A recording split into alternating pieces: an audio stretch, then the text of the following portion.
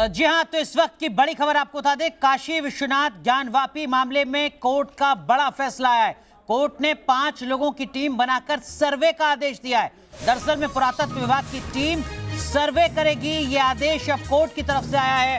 Fast track court ने सर्वे का फैसला सुना दिया है। तो अब काशी विश्वनाथ ज्ञानवापी मामले में उस पूरे इलाके में जो पुरातत्व विभाग की टीम है वो सर्वे करेगी और सर्वे के आधार पर जो रिपोर्ट आएगी वो अदालत में पेश की जाएगी। अदालत के इस फैसले को अलग अलग पक्षकार किस तरीके से देखते हैं, किस तरीके से समझते हैं, ये हम समझने की कोशिश करेंगे। हमारे साथ एक खास पैनल जुड़ा हुआ है। विजय शंकर तिवारी साहब हमारे साथ जुड़ेंगे, विश्व हिंदू परिषद के प्रवक्ता हैं। हमारे साथ मुफ्ती मौलाना मदीमुद्दीन साहब जुड़ रहे हैं, आप अध्यक्ष हैं। ऑल इंडिया उलेमा काउंसिल के यतीमा चेतनानंद सरस्वती हमारे साथ जुड़ेंगे, हिंदू धर्मगुरु। लेकिन इन सब के बीच हम आपको बता दें कि अलग अलग पक्षकारों की राय किस तरीके के सामने आई है, इस फैसले को लेकर पक्ष क्या कुछ कह रहे हैं वो आपको सुनाते हैं।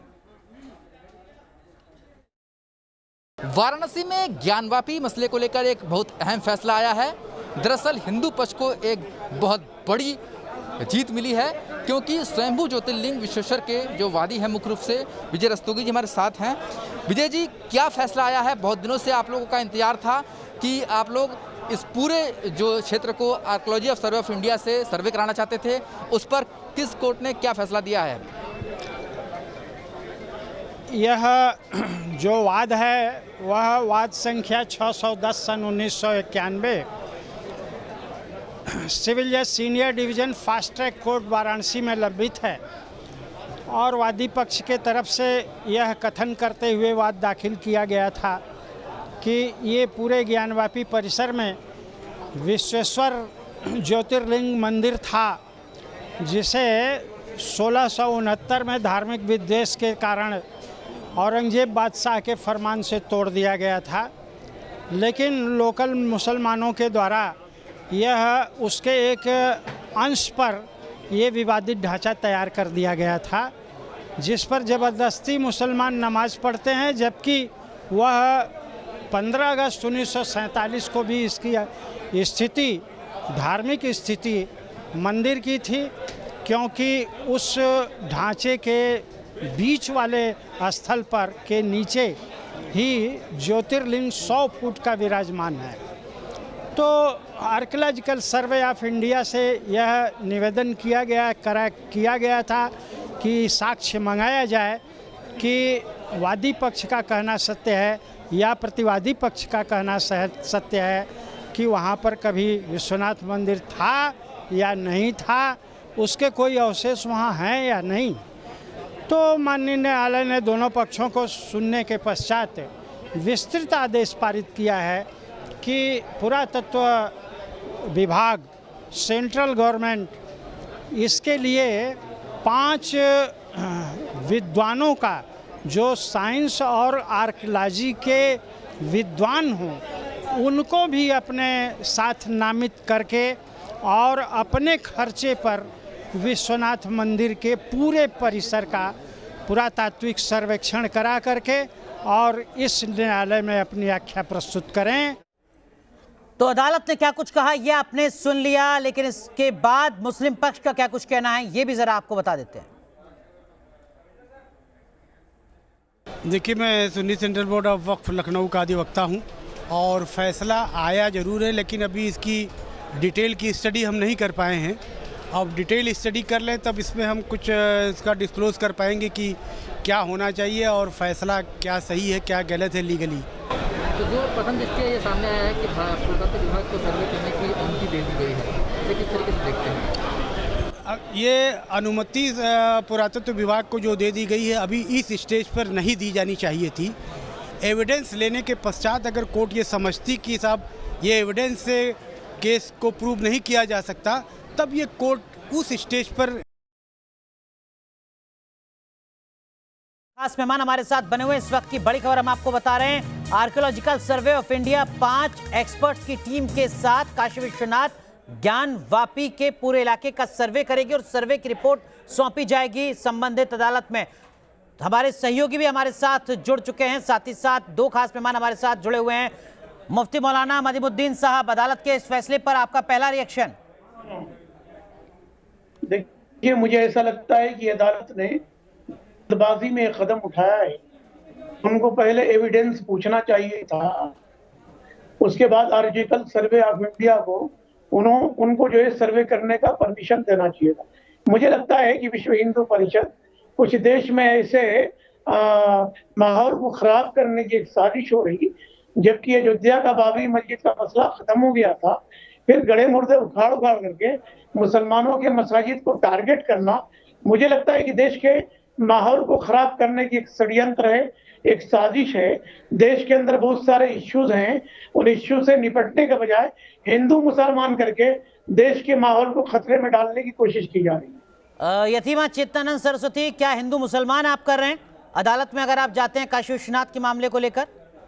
नहीं, देखिए, अपनी संपत्ति पे मालिकाना हक साबित करने का अधिकार सबको है और ये कानूनी प्रक्रिया है। इसमें जो ये वक्तव्य है कि ये हिंदू मुसलमान किया जा रहा है, मैं इससे सहमत नहीं हूँ।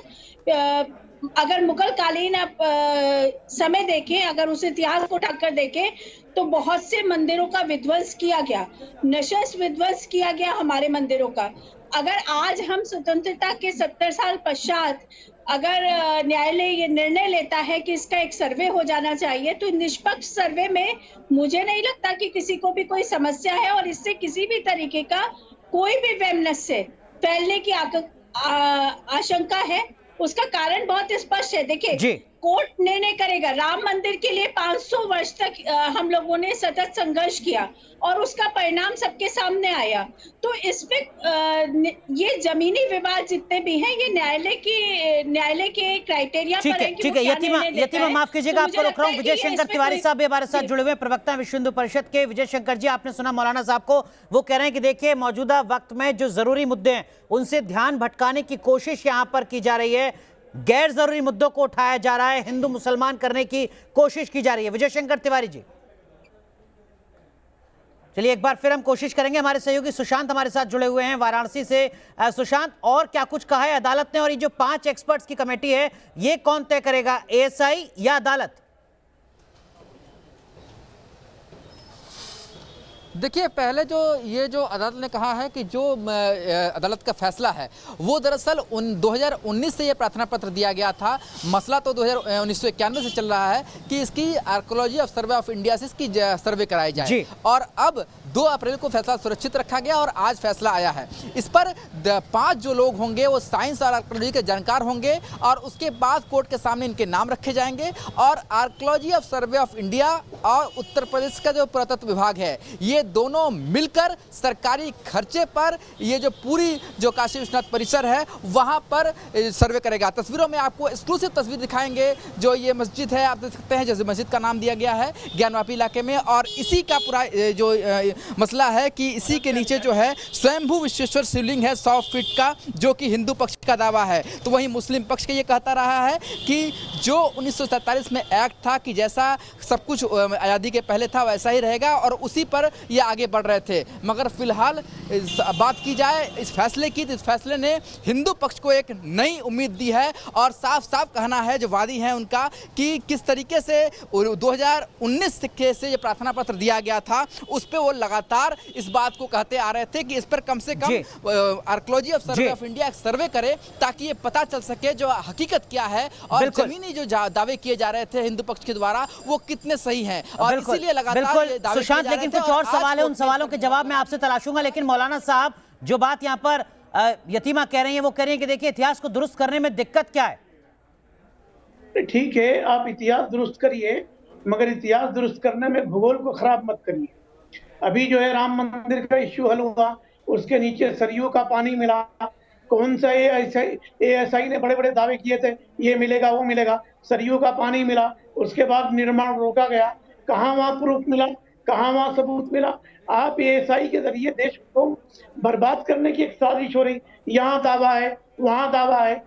मैं कह रहा हूँ कि मुगलों को गए हुए भी 150 साल हो गए, 150 साल से कोई इश्यू नहीं उठा, अब अचानक ये बाबरी मस्जिद। मौलाना साहब, ऐसा तो नहीं है, देखिए आप भी बेहतर तरीके से जानते हैं, मुझसे बेहतर तरीके से आप जानते हैं, ऐसा नहीं है कि मामला अभी उठ रहा है। अदालतों में मामला सालों से नहीं दशकों से लगातार उठते रहे इन तमाम मुद्दों को लेकर। आजादी से पहले से अयोध्या का मुद्दा अदालतों में उठता रहा है, फैसला अब आया, ये अलग बात है। पहले मैं 500 साल के संघर्ष के बाद, 500 साल के सतत संघर्ष के बाद, अपने लोगों का रक्त बहाने के बाद, अपने लोगों की निर्मम हत्याएं करवाने के बाद, आपने ताकत के जोर पर ले लिया, ताकत के जोर पर लिया, ताकत के जोर पर लिया। मौलाना साहब जवाब ये कहते हैं कि ताकत के जोर पर लिया। आप देश की सर्वोच्च अदालत की अवमानना तो नहीं कर रहे हैं मौलाना साहब, आप देश की सर्वोच्च अदालत की अवमानना तो नहीं कर रहे हैं। ताकत के जोर पर कैसे ले लिया सर? कोर्ट का आदेश है। नहीं सुनिए, अदालत ने कहा कि वहां मंदिर के कोई सबूत नहीं है, मंदिर तोड़ने का कोई प्रूफ नहीं है। माननीय सुप्रीम कोर्ट ने कहा है। मैं तो अगर काशी विश्वनाथ ज्ञान वापी की जांच के उसका सर्वे एसआई करता है सबूत जुटाने के लिए, तो दिक्कत क्या है मौलाना साहब? सबूत जुटाने की तो कोशिश है काशी विश्वनाथ वापी। नहीं ठीक है, नहीं मैं क्या कह रहा हूँ कि देश में यही एक मुद्दा रह गया है क्या? आप एक मसाजिद को खोदते जाएंगे और तमाशा करते जाएंगे कि फिर भारत का माहौल क्या रहेगा? मौलाना साहब सुनिए, भारत का माहौल खराब नहीं करेंगे आप? मुद्दा है अवैध कब्जा, हमारे मंदिरों पर अवैध कोई महत्वपूर्ण मुद्दा नहीं है, कोई महत्वपूर्ण मुद्दा नहीं है। देश में महत्वपूर्ण मुद्दा भाईचारा है। अवैध रूप से आप लोगों ने अवैध रूप से मौलाना साहब आप करें कि अयोध्या कोई बड़ा मुद्दा नहीं है, आप करें काशी विश्वनाथ ज्ञान वापी कोई बड़ा मुद्दा नहीं है। नहीं, मैं देखिए सुनिए, मेरी बात आप पूरी तरह सुनिए जी। मैं ही कह रहा हूँ कि देश का माहौल खराब करने की क्यों साजिश हो रही है? एएसआई को अपनी रिपोर्ट पेश करने दीजिए, अपनी रिपोर्ट पेश करने दीजिए। धमकी दे रहे हैं आप मौलाना साहब, आप यहाँ बैठकर धमकी दे रहे हैं क्या? आप लोग हम धमकी नहीं दे रहे हैं। आपकी टोन हमेशा आप धमकी दे रहे हैं, क्यों माहौल खराब हो जाएगा? न्यायालय अगर कोई निर्णय देता है तो उसमें माहौल खराब करने की क्या बात है? न्यायालय को जो आप धमकी दे रही हैं, आप धमकी दे रही हैं, आप धमकी दे रही हैं। हम तो धमकी नहीं दे रहे हैं, धमकी दे रहे हैं, हम तो नहीं दे रहे हैं। धमकी भरी होती आप धमकी दे रही हैं। आप लोगों की भाषा, अरे आपकी होती है, आप बहुसंख्यक का, आप नहीं, आप बहुसंख्यक अल्पसंख्यक को टारगेट कर रहे हैं। नहीं मौलाना साहब अल्पसंख्यकों को टारगेट किया जा रहा होता तो सर मामला अदालतों में नहीं होता, एक अलग ही मंजर दिख रहा होता जो नहीं दिखना चाहिए किसी भी जमहूरियत वाले मुल्क में। आप दोनों को रोक रहा हूं, माफ कीजिएगा, एक छोटा सा ब्रेक ले रहा हूं, तुरंत हाजिर होता हूं।